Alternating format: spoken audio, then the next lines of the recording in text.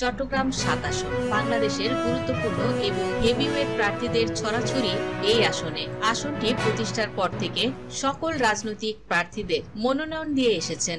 আর এই আসনটিতে সংসদ সদস্য ছিলেন বিএনপি নেতা সালাউদ্দিন কাদের চৌধুরী। বর্তমানে তার বিপরীতে এই আসনটিতে লড়বেন এবার তারই পুত্র বিএনপির নির্বাহী কমিটির সদস্য উম্মাম কাদের চৌধুরী এবং তার বিপরীতে লড়বে বাংলাদেশ জামায়াতে ইসলামীর কেন্দ্রীয় মজলিসের শুরার সদস্য ও চট্টগ্রাম অঞ্চল অধ্যক্ষ আমিরুজ্জামান।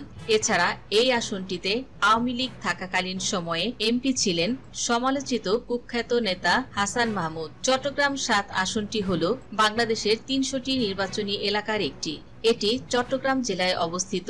জাতীয় সংসদের ২৮৪ নং আসন। চট্টগ্রাম ৭ আসনটি চট্টগ্রাম জেলার রাঙ্গুনিয়া উপজেলা এবং বোয়ালখালী উপজেলার শ্রীপুর খননদ্বীপ ইউনিয়ন নিয়ে গঠিত একটি আসন। বর্তমানে আওয়ামী লীগ পতনের পর থেকে এই আসনে শুরু হয়েছে বিএনপি জামায়াতে ইসলামী সহ অন্যান্য নতুন দল এবং পুরনো যত দল রয়েছে তাদেরই দৌড়ঝাঁপ, এবং বিএনপি এবং জামায়াতের দৌড়ঝাঁপ একটু বেশি লক্ষ্য করা যাচ্ছে। তার অন্যতম কারণ এই দুটি দলই বাংলাদেশের সবচেয়ে বড় দল এই সময়ে।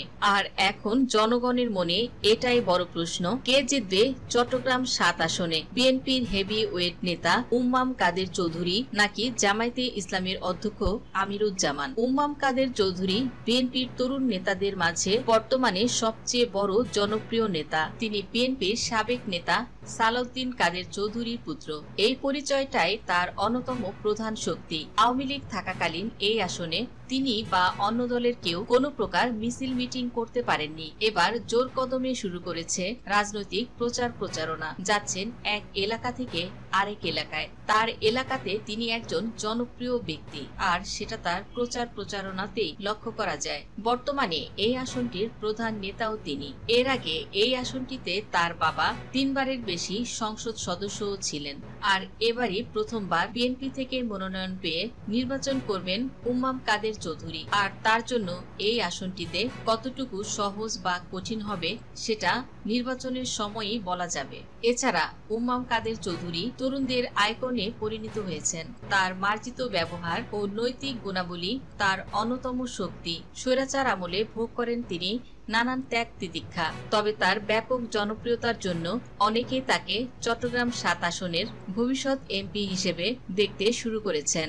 আর এক্ষেত্রে তাকে হারিয়ে আসতে হবে জামায়াতে ইসলামীর কেন্দ্রীয় মজলিসের শুরার সদস্য ও চট্টগ্রাম অঞ্চল টিম সদস্য অধ্যক্ষ আমিরুজ্জামানকে। তিনি অলরেডি এই আসন থেকে জামায়াতে ইসলাম হতে মনোনয়ন পেয়েছেন। জামায়াতে ইসলামীর অত্যন্ত ত্যাগী একজন নেতা তিনি হলেন অধ্যক্ষ আমিরুজ্জামান। তিনি এই আসনের অন্যতম এবং প্রধান একজন নেতা। তার জীবনে তিনি শিকার হয়েছেন জেল ও জুলুমের। ইতিমধ্যে তিনি শুরু করেছেন তার আসন নিয়ে প্রচার ও প্রচারণা।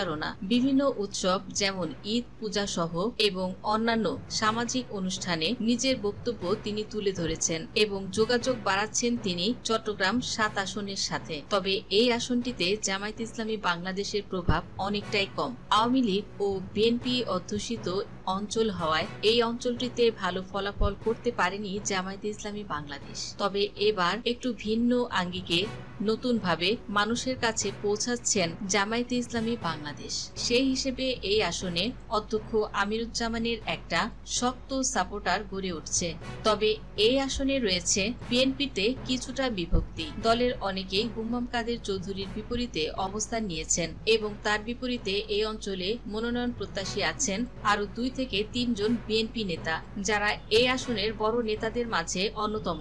এবং এখান থেকে ২-১ জন নেতা ২০১৮ সালের নির্বাচনেও মনোনয়ন পেয়েছিলেন। আর এক্ষেত্রে জামায়াতে ইসলামী বাংলাদেশ বিএনপির ভোটও কাটতে পারে। তবে সেটা কতটুকু প্রভাব ফেলবে তা আগামী নির্বাচনী ফলাফল বলে দেবে। ইতিমধ্যে জামায়াতে ইসলামী এই আসনে জোর কদমে প্রচার প্রচারণা শুরু করেন। বিএনপির অভ্যন্তরীণ কোন দল সবসময় জামায়াতের জন্য একটা প্লাস পয়েন্ট হয়ে দাঁড়াতে পারে এবং সেই কোন দলের ফলে মানুষের ভোট জামায়াতে ইসলামের পক্ষে যাওয়ার সম্ভাবনা রয়েছে।